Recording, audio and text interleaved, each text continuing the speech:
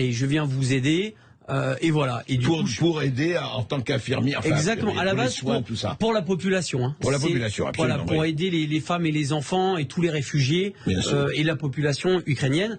C'était quand vous êtes parti quand là, je suis revenu il y a une dizaine de jours. D'accord. Donc, et vous avez passé 16 jours. 16 jours, exactement. Tout à fait, en 2 fois. C'est ça, en 2 fois, c'est ça. Et vous étiez à Kiev, vous étiez où? Enfin, j'ai fait Kiev, Boutcha, le fameux Boutcha. Boutcha dont tout le monde parle. Oui. Voilà, où tout le monde parle. Nous, principalement, juste pour rappeler ce qu'on faisait, c'est donc des transports d'équipements médicaux et des médicaments vers des hôpitaux précaires et aussi sur les orphelinats. Parce qu'il y a des orphelinats... Vous avez eu des choses assez terribles, je crois. Tout à fait. Alors, je vais assumer totalement ce que je vous dis.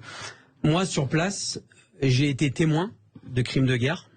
J'ai vu beaucoup de crimes de guerre. Les seuls crimes de guerre que j'ai vus pendant les jours où j'étais sur place ont été perpétrés par des militaires ukrainiens. Et non pas par des militaires russes. Ce qui ne veut pas dire ce qui ne veut pas dire exactement, j'allais y venir, qu'il n'y a pas de crimes de guerre russes, mais il y en a aussi au niveau ukrainien. Vous avez assisté. Et on n'en parle pas. C'est ça, moi. Quand je suis rentré en France, j'ai été extrêmement choqué, même des personnes qui sont invitées sur les plateaux télé à droite à gauche. 80% de ces personnes-là ne sont pas allées au moment où il y a la guerre et se permettent de parler, etc. Ça m'insupporte. Parce que entre ce que je vois et ce que j'entends sur les plateaux télé et ce que j'ai vu sur place, il y a une autoroute. Pour moi, c'est abominable. Je vais par exemple parler des militaires Azov. Les militaires Azov, à la base... Mais vous avez vu où ils sont partout? Ils sont partout. Ah, pas seulement à Azovstal, ou etc. Même à Lviv. Ils sont même à Lviv, à l'ouest. Ils ont leur scratch, avec vous savez, le beau scratch néo-nazi, ça se tient aussi à le dire. Pour moi, ce qui me choque énormément, c'est que l'Europe donne quand même de l'armement à des militaires, pour moi, néo-nazis, avec un sigle néo-nazi. On n'en parle pas, il suffit de regarder, c'est un ancien sigle SS qui est brandi partout en Ukraine et ça pose, on le voit partout. Partout, et ça ne pose aucun problème. Moi, j'ai travaillé avec ces gens-là, je leur ai donné des médicaments, etc. Vous savez quelles étaient leurs conversations devant moi? Parce que je comprends un petit peu l'ukrainien et le russe et beaucoup parlent anglais.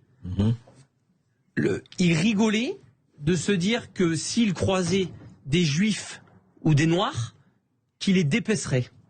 Ah, carrément. Voilà ce qu'ils disaient devant vous. Voilà ce qu'ils disaient devant moi, et c'était leur conversation qui les faisait vachement rigoler.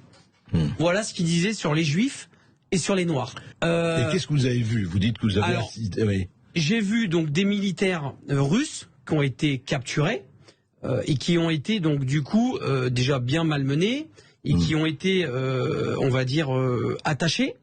Et en fait, on était dans une sorte de hangar et ces militaires russes qui ont été capturés arrivaient dans des petites fourgonnettes par 3 ou par 4.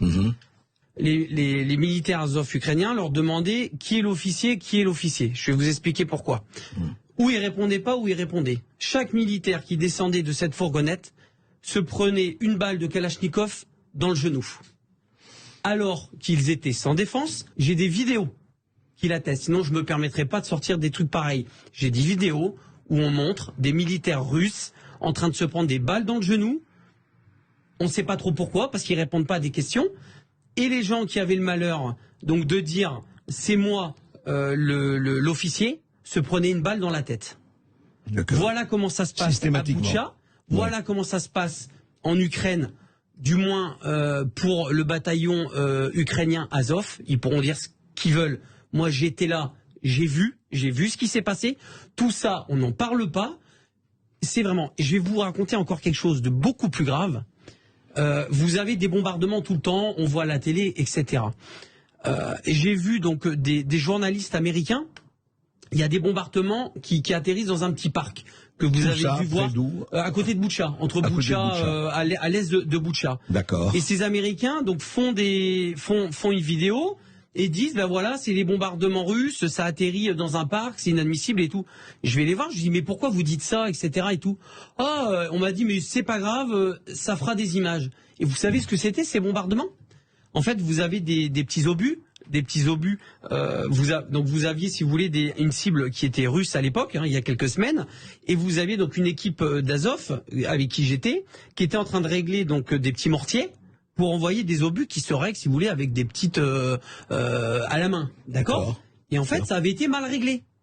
Et ça arrive, une fois sur deux, une fois sur trois. Donc ces obus, au lieu d'atterrir à 100 mètres plus loin, où il y avait justement les militaires ou du matériel russe, atterrit dans le petit parc.